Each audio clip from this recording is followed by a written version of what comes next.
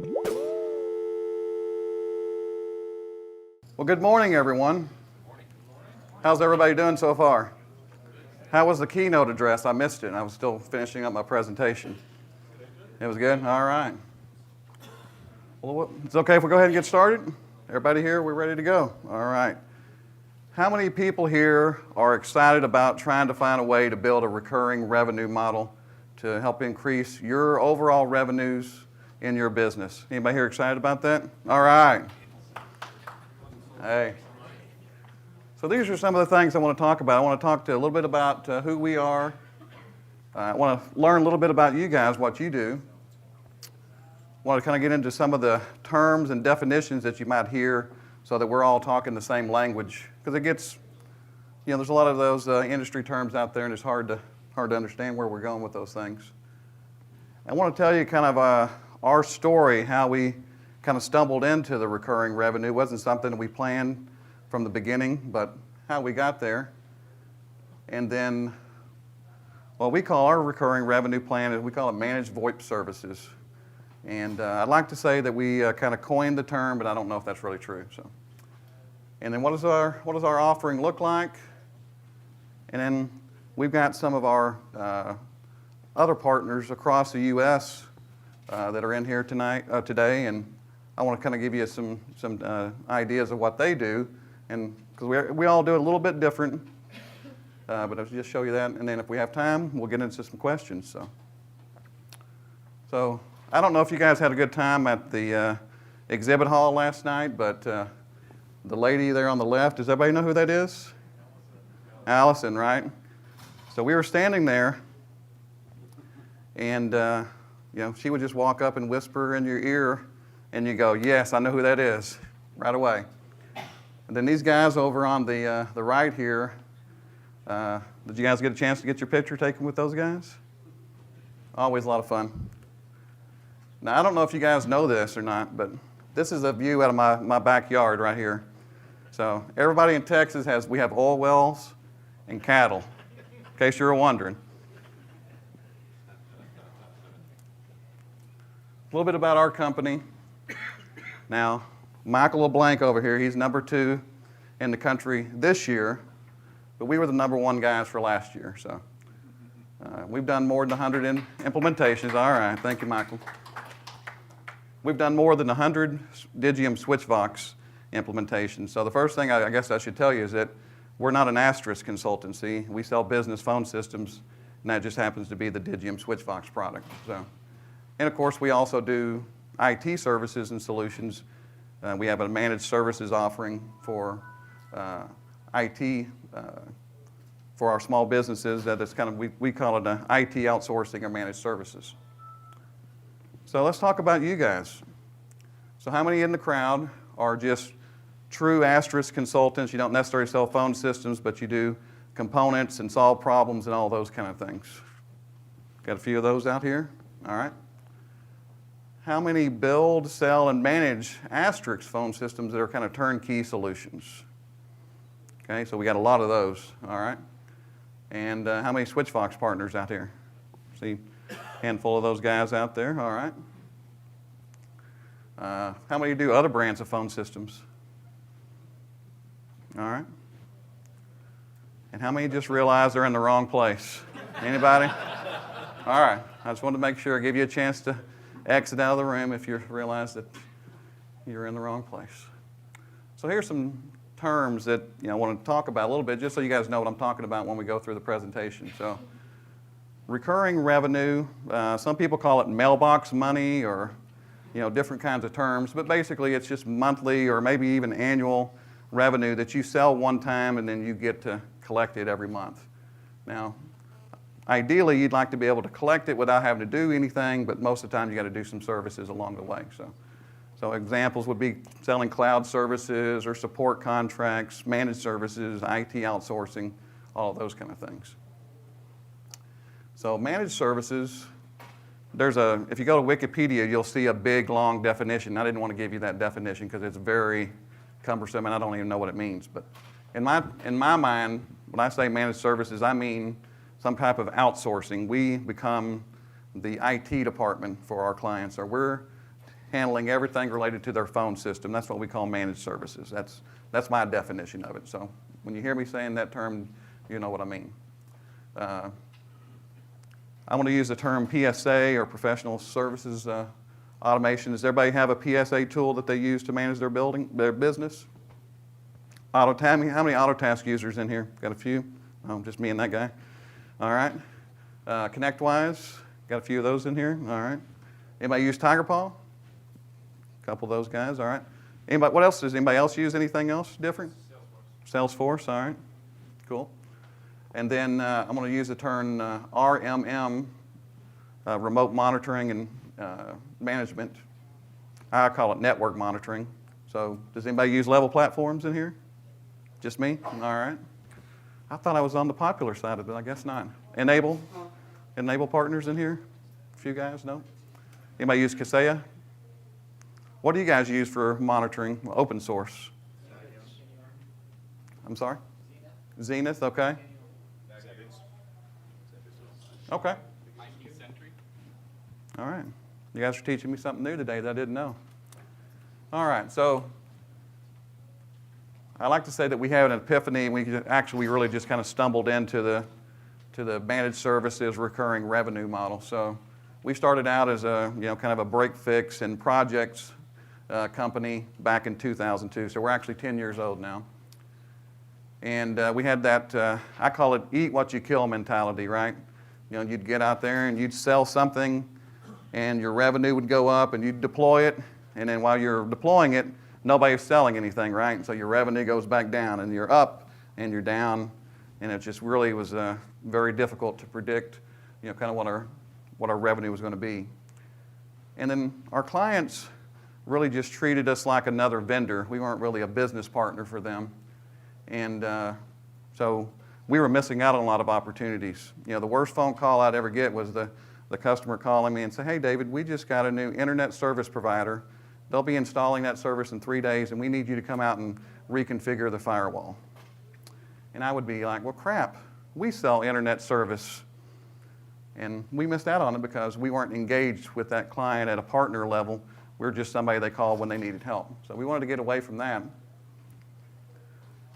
And then sometimes if we did a good job, we could actually work ourselves out of a job. Clients would not use us for 2 or 3 years because everything was working so well that they didn't think they needed maintenance or other things. And so they would only call us if there was an emergency. But if we really did a great job and put in great solutions, we wouldn't have much work to do. We did our first attempt at managed services back in 2004. We actually found that just because you go out and buy a network monitoring tool, that does not make you a managed services provider. So we spent $50,000 and it didn't do anything for us. So then we started having customers asking us about their phone systems. And so we did our first VoIP customer in 2004, but we didn't know anything about voice at all. We were complete neophytes at voice over IP and voice in general. And so we were very leery of getting into that business because we didn't know what we were doing. And it seemed like, if a customer's server's down, that's one thing. But, the first time I ever had a customer drop the F-bomb on me was because their phone system was down. So it's a different level of support. So we decided we were going to, kind of dip our toes in the water by going after hosted VoIP. And so we picked a vendor, and we actually did a lot with them. Over the next 3 years, we built a $12,000 a month, agency commission fee that we were getting every month, and it was awesome. By 2008, things started changing. The economy started going down. Hosted VoIP is not always the economic, best choice for customers, and our hosted VoIP vendor decided they didn't want to be in that market anymore. So they told us, "We're not taking on any new customers. In fact, you better start switching your existing customers to do something different." So that's when we found out about SwitchFox, and we said, "Well, we'll just start switching them over to a premise-based solution." So at that point, we're in a scenario that we're doing project business again. We're back to the old model of selling something, revenue going up, and then while we're deploying it, nobody's selling, and the revenue goes down and back up. And it's like, this is not what we were trying to do. We're trying to get away from this.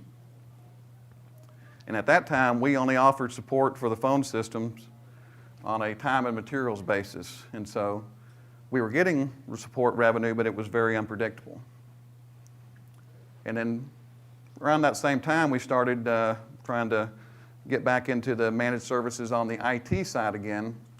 And this time we were a lot more successful. We came out with a complete offering, and we had a sales process, an onboarding process, and a support process. And we went after our existing clients, very hard. And that first year we added 10 clients and about $25,000 a month in revenue. So we were very excited about that.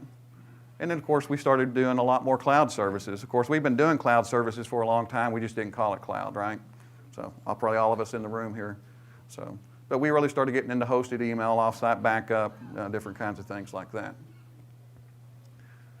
So then we decided, well, why don't we take our IT services offering and build a managed VOIP services offering and roll that out to our Digium Switchvox clients.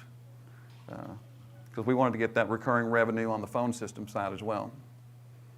So what we'd do is we go out to our clients and we'd ask them this kind of, I call it the rhetorical question. When it comes to managing your phone system, do you want to be doing, moves, adds, changes, updating your PBX, RMA and replacing dead phones, the backing up the system, doing all the call flow and IVR kinds of things, to keep it matched to your business. Do you want to be doing all these things, or do you want to be running your business, right? It's the traditional outsourcing question, do what you're good at and outsource everything else, right?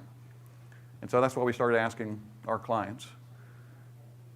And so what we did is we have a brand for our managed services called Spot. We like to say Spot is your VoIP system's best friend, right? So we're kind of playing on the cuddly little dog there. And we position it as a way to provide proactive management to their phone system, especially if those clients that really consider their phone system as one of their really most critical systems. And it's a combination of remote and on-site services, and it's designed to provide a complete outsourcing solution for the maintenance of their phone system. And that allows them to focus on running their business. Now, these are all the things that we include in our services. Now, if you get a chance to talk to some of the other guys in here that have done this, they'll have different things that they include, but this is what we do. So we do as much training for the client as they want. So if they have a new employee, we'll train them on how to use the phone. We'll train them on how to use the switchboard and all the web features, any of those kind of things. We put a hardware warranty on the phone, even if it's past the first year of the manufacturer. When manufacturer's warranty expires, we still warranty the phones. Because guess what? Phones don't hardly ever fail, right? Very, very, very seldom. We do off-site backup of their system every day to our site. We also keep a cold spare, actually several cold spares at our site, so if a customer has a problem, we'll take our cold spare on site and put them on our cold spare and then take their system that may be failing, take it back to our office and troubleshoot it. So we're not troubleshooting it while they're looking over our shoulders, right? We do system documentation, so we'll put together a little book, network map, and all the information about their phone system and maybe some of the other key systems that we need to know about.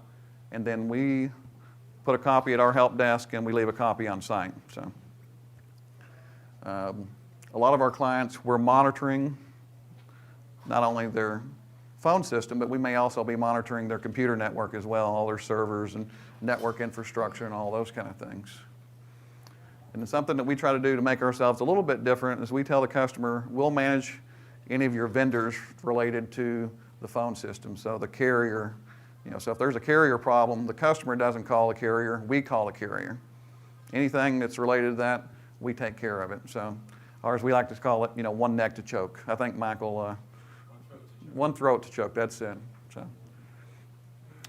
we come in twice a year and review the system, make sure everything's matched up. If they have network switches, Cisco or HP ProCurve or whatever it is, we'll manage all their VLAN security, configuration, QoS, and all that kind of stuff. We also offer them as a no extra charge, just what we call fractional CIO consulting. That's just kind of a business owner to business owner, discussions that they can have at any time, right? Hey, David, I'm thinking about getting a new CRM system, can that integrate into our phone system? A lot of those kind of questions, and we can kind of get back and talk to them about maybe what our other clients have done, what we've done internally for ourselves, and really try to engage them at a business process level, owner to owner, rather than just, hey, we're a technology company.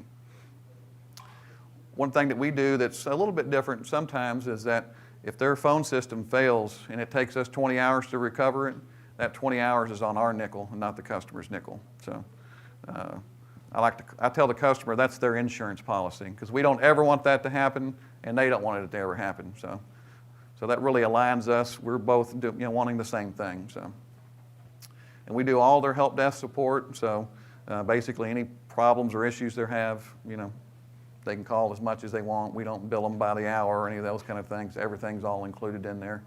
And then we just do fixed pricing per month, so they know exactly how much it's going to cost them every month. There's no negotiating or haggling back and forth. It used to be in the old days, we'd have a scenario where the customer wanted documentation, right? So we would charge them to build a documentation set. Well, as you know, that documentation is a kind of a living, breathing type of information, so you got to update it regularly. So we'd come into them and say, well, it's going to be another $1,500 to update your documentation. And they say, I better hold off on that. I'm not going to do that. So then the documentation becomes useless. So this way, it puts the onus back on us to keep the documentation updated, and we're not having to go back and negotiate with the customer to find out how much it's going to be. So this is, I just want to give you guys a little bit of an idea of how much we charge. I'll just give you a typical customer. So like Digium Switchvox with 50 phones. They might have 45 desk phones, a couple of wireless phones, maybe a soft phone, maybe a couple of conference room phones, those kind of things. They might have 5, I call them call center agents, but people who are in a queue doing some type of customer service or sales or something like that. And we charge the customer about $400 a month. That just kind of gives you an idea. So now, not all of our clients choose to do this, but we really push them hard to do this, because otherwise we're going to bill them $150 an hour. And if we have to come on site, we're going to charge them a 2-hour minimum plus a trip charge. Is it actually calculated from the number of phones, or you just kind of? We have a kind of a calculation that we use. So if anybody wants to get that from me, just give me your business card and I'll send it over to you. So. And that's after they've purchased the equipment, correct? Yeah. So. Right. No, we don't wrap it into the lease. I know that some of the partners out there they'll basically collect from the customer 5 years of prepaid maintenance. They'll wrap this up, maybe discount it, wrap it into a lease. That's another way you could do it. So. David? Yeah.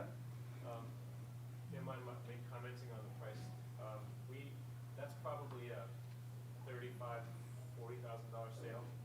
Would you say? Yeah, probably in the 30 to 35 probably.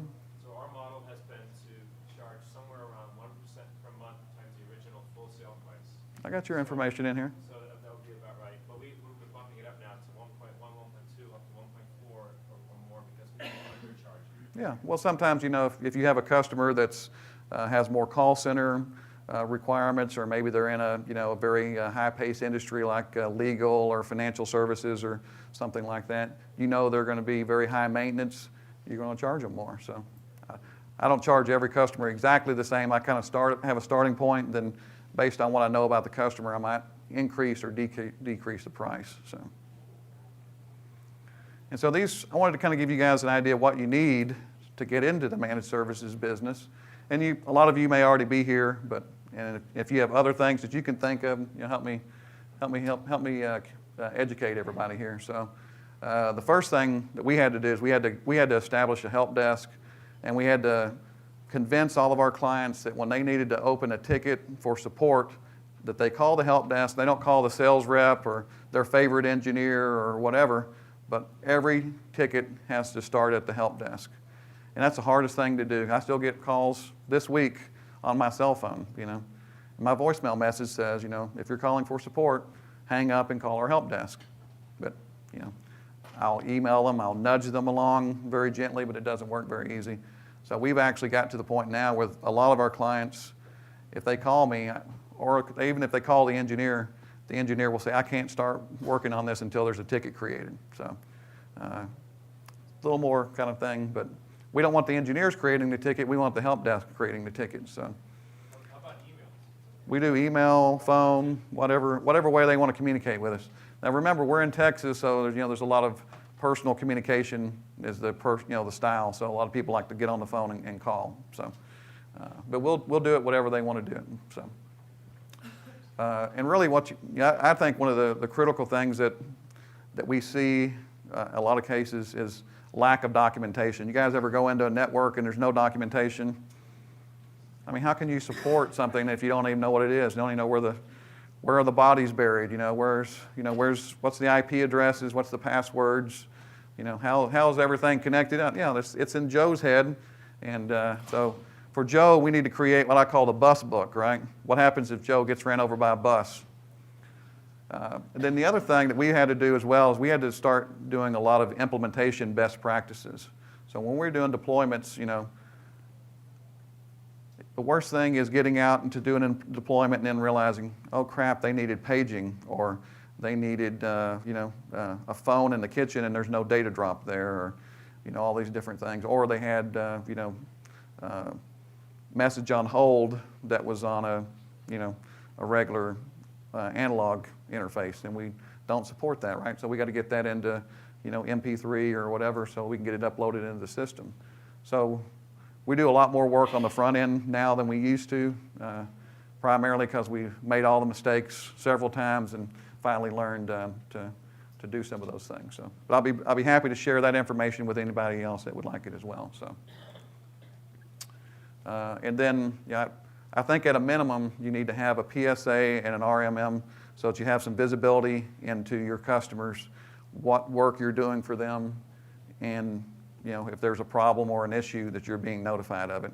In the past we used what we called a customer notification system, which was the customer server or whatever would go down, they would pick up the phone and call me and say, David, our system's down, right? And that's really, I would say, is the opposite of being proactive, right? You want to know about it before the customer does, right? So you want to be calling or emailing, hey, we know it's down, we're working on it, those kind of things. So we can't do that unless we've got some tools in place to do that. The other thing I would suggest that you do too is try to lower your cost by training your help desk staff, those low-cost guys, to do all your moves, adds, and changes instead of having your $100,000 a year VOIP engineer doing those kind of things. So offload that. Also realize that some engineers are better suited at support versus doing implementations. It sometimes takes a different skill set, and you can't really necessarily have all those same people doing the same thing. So. And I always like to say, toot your own horn, right? Because if you're doing a lot of work remotely and you're taking care of things, we're doing system upgrades and offsite backups and all those kind of things, and then you're sending the bill to the customer, but you're not telling them what you're doing, they're going to look at that bill and go, man, why am I paying this guy $400 a month? I don't ever see him. I don't know what he's doing. So use that ticketing system to send them updates. Make sure that you're doing those business reviews and really getting in there and letting the client know what you're doing and let them see the value that you're bringing to their systems.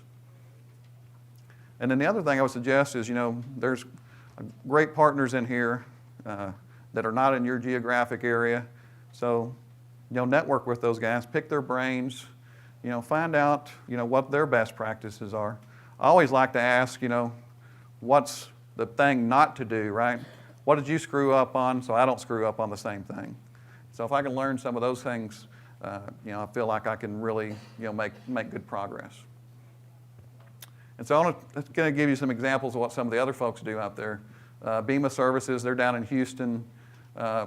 The thing that they do a little bit different is they wrap in the annual software maintenance into their monthly bill. So they're selling Digium SwitchVox. The customer is paying for software maintenance, but they don't realize it because it's just wrapped into their monthly bill. And so makes it easier for the customer, and they don't have to ask the question, why am I paying Digium and you for support, right? So just something I found is a really cool idea. So Michael here with Leblanc Communications, they're up in New York, well, the New York area, I should say.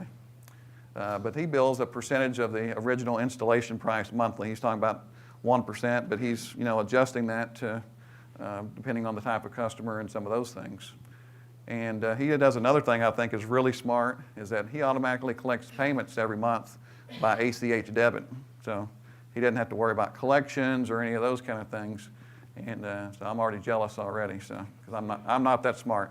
Set it and forget it. All right, set it and forget it. But also, if you're going to do managed services, bill the client in advance of providing the services. That's one of the things we do. We bill on the 10th of the month for the next month. We're not smart enough to, like Michael, to do the ACH debit, but we're definitely going to be looking at that. So, and then Tim, are you in here somewhere? There he is. Tim with Into.net. They're located in Cleveland, and they like to say they offer SwitchFox as a service. So, and they host the SwitchFox in their data center, and they also do SIP trunk carrier services as well to add additional recurring revenue. And so that's basically my presentation, and I wanted to open it up to questions. How much time we got? You got 10 minutes. 10 minutes, perfect. All right. So anybody got a question here? Right here, yes, sir. So how many Do we want to use the microphone here and pass that around there, Michael, would you?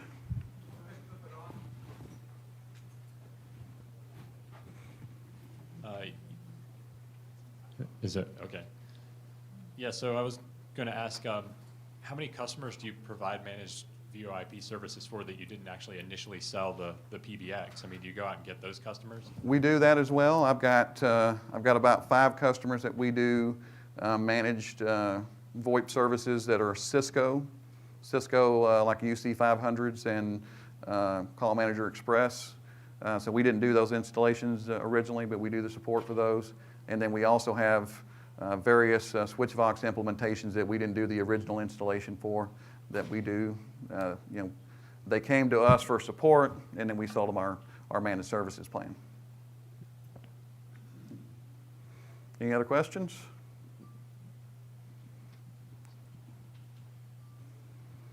I'm just curious on everything you're doing is premise-based. You're not doing any hosted at this point. Not a lot. You originally did that, but you've got away from that model. Are you thinking about getting back to that model? Well, the problem that we have with, and where we are in Texas, the broadband internet service is very spotty. Some places you'll have, 100 meg fiber for $900 a month, and then other places, the only options are T1s. And so I'm very leery about doing hosted VoIP over the public internet unless you just have huge amounts of bandwidth. So, and then doing, if you're going to do a managed pipe into that customer, once you get above about 10, 15 seats, it's not very cost effective. I can do a premise solution. I can wrap in our managed services plan, and sell them the carrier services typically for a lower price per month than they would do with hosted. But I can give them the same experience as hosted, right? Because I'm managing everything for them. So the customer really doesn't care if it's on premise or not. I might do things like wrap in some disaster recovery, kind of a cloud-based backup system that they could pay a couple $100 a month for, those kind of things. But when you're doing premise-based, you're selling the equipment. You're not doing premise-based hosted solutions. no, we're not. But we have toyed with the concept, what we call hardware as a service, kind of like Tim does with his SwitchVox as a service, where basically we're just billing the customer an amount per month, and that includes all the hardware and everything. But we've only done one customer that way, and I'm not quite sure if it's going to be very successful. Any other questions? Right there behind you. Right here. Go ahead. A quick question on how are you getting PSTN to your, is it all SIP or is it landline? I'm still a big believer in T1 PRIs because unless I'm managing the IT side of the business, I don't want to do SIP, right? Because if somebody else is managing the firewall, they screw up the firewall, voice goes down, I still get blamed. I don't really like that scenario very much, right? So I don't like being blamed for stuff I didn't do, especially when it comes to voice. So with PRI, it's outside the data network. I know it's going to work rock solid. The other thing is that fax over PRI works flawlessly versus fax over SIP, which is very spotty. So if the customer needs faxing, then we're going to go with that. Now, if we're managing both the IT side and the voice side, then we'll be more comfortable in recommending SIP. So we work with some carriers like CBeyond and Windstream and those kind of folks that can do a managed SIP, right? They can do QoS all the way down to the phone system. And then we have some smaller customers that we do SIP over the internet, Broadvox and some of the other carriers like that. So. We've found that in the beginning when we were doing a lot of SIP trunking, we were getting burned for that very reason because we didn't control the whole thing or the internet was flaky. So what we resorted to doing is being very clear with the customer that if you want the savings of a public internet type of SIP trunk, which some people do, their budget doesn't allow for a full T1 or more, that we would be very clear up front, this is what to expect. If your dial tone is not that important to you, then let's go for it. We also put in 2 capital letter sections, one for E911 concerns and one for the risk of public internet dial tone. Capital letters and initial here in our agreement. They have to initial, we won't continue. And that covers us. And we say, in case you have cheap public internet service and it doesn't work well, you understand you're going to have to spend more to get a real T1. And that works pretty well. I think you had a question right there behind you, right there. Thanks. I actually had 2 questions. Okay. One is with those carrier services, are they bundled into your managed service We product, or we they- don't sell the carrier services. We recommend it to the client, and the carrier is billing the client, not us. So Okay. I know that like Tim, he wraps that into his service, and I know that there are some other folks. We're not a SIP trunk provider, and we don't want to be in that business. So But you get commissions. we do get commissions, yes, sir. Second question that I had was, typically what do you look at as your break-even point in terms of number of customers that you can continue on and grow? Well, we don't have to have a lot of customers on this because for us, we're a small company. We've got 12 full-time employees.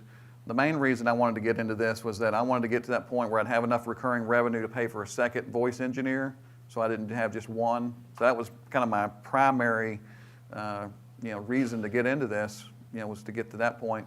But we can now scale it up as high as we need to. So we're profitable with the $10,000 or so a month of revenue that we have coming in right now. But we want to keep scaling it up and growing it more and more. Got couple of questions behind you. We'll come back over here to you, Felix. Hey, Dave. Do you guys adjust, or how do you charge for like remote users that might want a desk phone, out of their house and that are not at the primary location? Do you have like an add-on fee or a charge for that? We charge a little bit extra for it, but not much. We just basically require either that they have a firewall with a site-to-site VPN at that location, or that they have a static IP address so that we can configure the firewall to only allow SIP traffic from that IP. We will not do SIP over the